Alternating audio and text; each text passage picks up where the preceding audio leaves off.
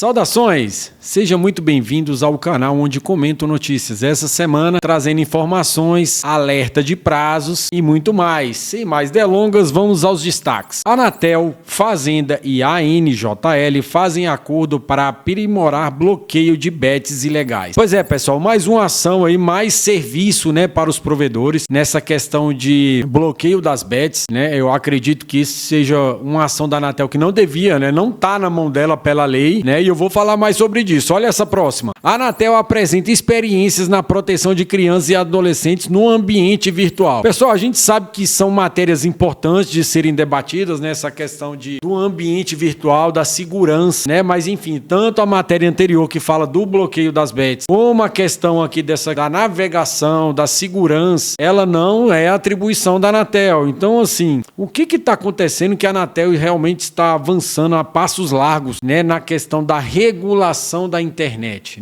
Sendo que temos um órgão que faz esse trabalho, que é o CGI, que é o Comitê Gestor da Internet, Aqui diz, o CGI-BR está pronto para assumir as atribuições definidas no EAC Digital. E aqui ele fala, dá até uma pontada nessa questão. O Comitê Gestor da Internet do Brasil diz que está pronto para realizar tudo o que for necessário no escopo das atividades e responsabilidades delineadas na lei do ECA Digital e no recente decreto do governo, que explica as atribuições da Anatel e do comitê no bloqueio de conteúdos de riscos para crianças e adolescentes no ambiente digital. Segundo o CGI, o decreto publica na última quinta-feira, dia 18, não inova a relação ao que o comitê do NIC-BR já fazia na gestão dos domínios.br, ou seja, bloqueios, suspensões de sites, Hoje tem mais de 100 funcionários que fazem esse trabalho, faziam registros, faziam remoções de domínio e bloqueio por ordem judicial, ou seja, esse sempre foi o papel do registro. Eu não estou entendendo os motivos da Anatel estar realmente extrapolando, porque realmente nós temos que fazer a diferenciação. O que é internet e o que é telecom não é a mesma coisa. Nós temos uma lei, uma norma,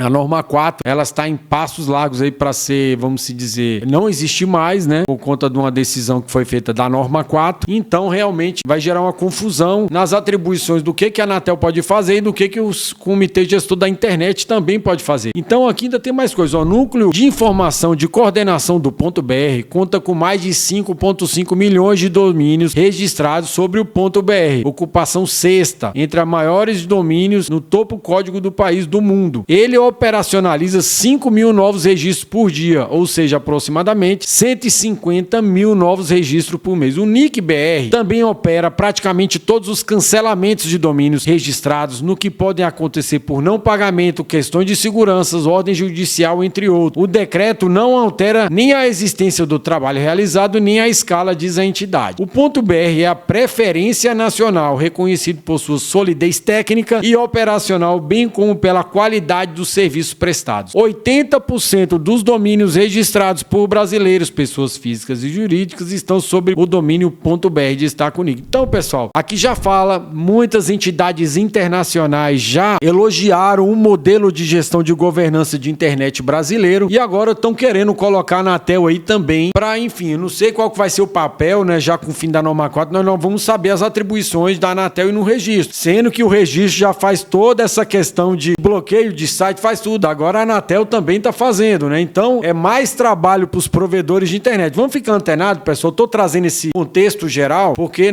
os provedores, eles precisam estar atentos a todas essas mudanças de contexto aqui, de quem manda e quem tem que obedecer, tá certo? E olha mais, a Associação dos Provedores do DF lança campanha Poste Limpo. Pessoal, vem trazendo aqui essa matéria, nós estamos trabalhando muito nessa campanha e eu queria fazer um contexto aqui para falar disso. Eu acredito que essa questão de postes, você vê toda semana, nós temos matérias falando dessa questão da segurança, da poluição visual, é a área que os provedores trabalham. Se vocês analisarem ali, a gente sabe que os provedores pagam para as concessionárias de energia, a concessionária tem as suas responsabilidades, mas toda essa ação, todas essas matérias que são vinculadas à mídia, ele arranha o mercado de provedores de internet, todas as operadoras, todas essas empresas, elas são afetadas com essas matérias, porque sempre é vinculado ali um provedor, ou cabo de telefonia, ou de telecomunicações, de que seja. Mas o que nós temos que enaltecer é que são 60 centímetros destinados para a área de telecomunicações. E a reflexão e o exercício que eu quero trazer para os senhores não dá mais para nós ficarmos assistindo assistindo esse tipo de coisa, né? Esse tipo de situação, esses acidentes, essas reportagens. A gente sabe das responsabilidades e nós aqui no DF estamos vivendo uma situação que a Neoenergia ou qualquer concessionária, ela não vai identificar ali,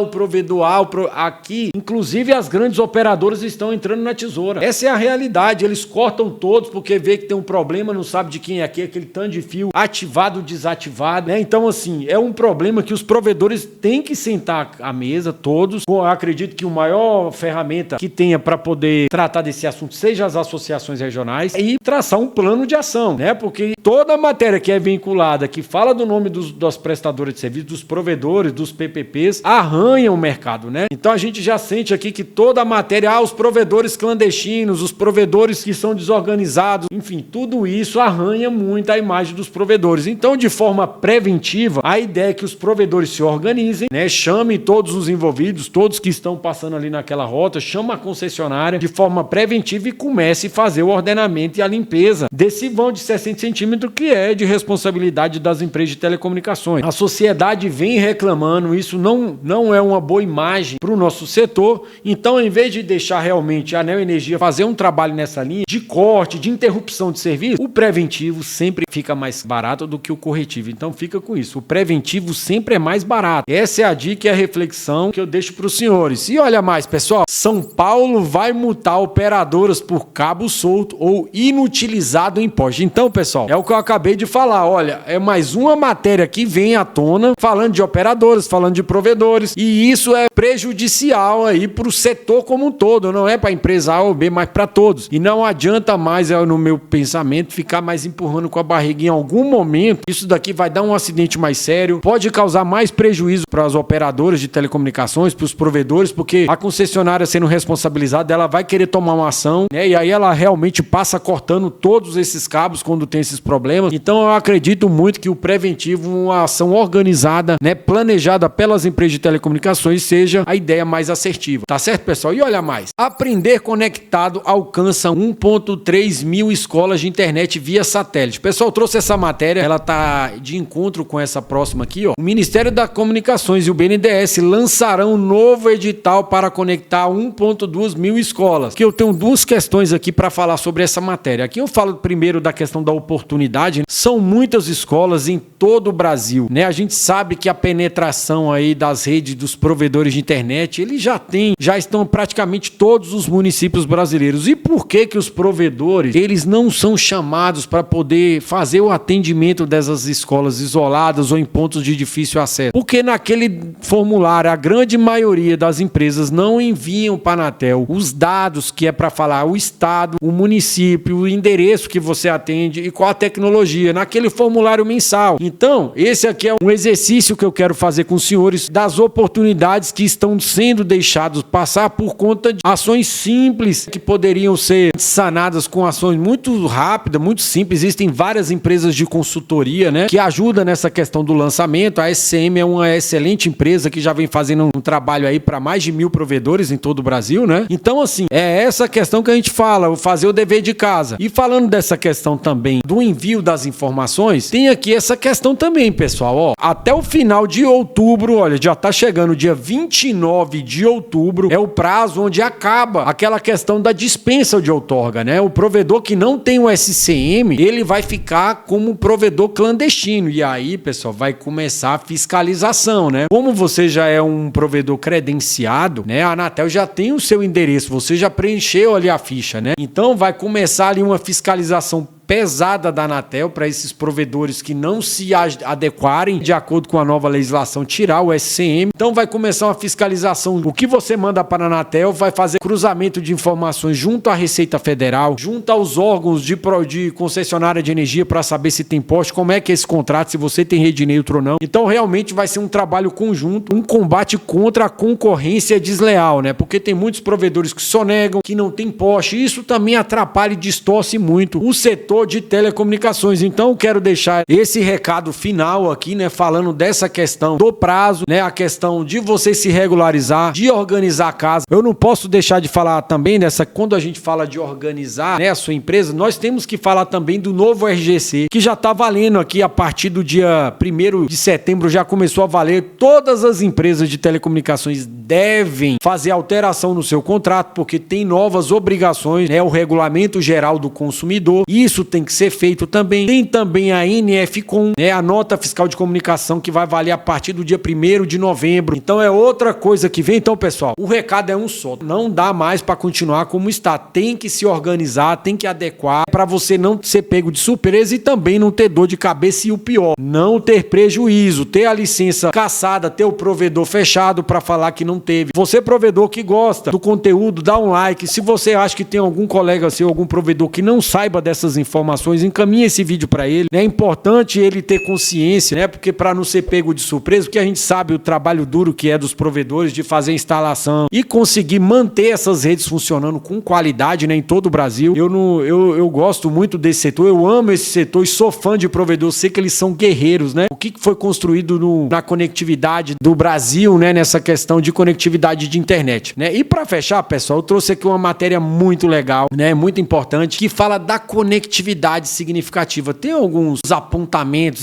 relatados pelo estudo aqui que eu acho muito legal. A primeira pergunta que eu faço, né, para vocês sabem o que é conectividade significativa? Né, ele é um termo, é um dos projetos do Ministério das Comunicações, está tentando realmente trabalhar para ter um equilíbrio, vamos dizer assim, e a qualidade no uso efetivo da conectividade, né?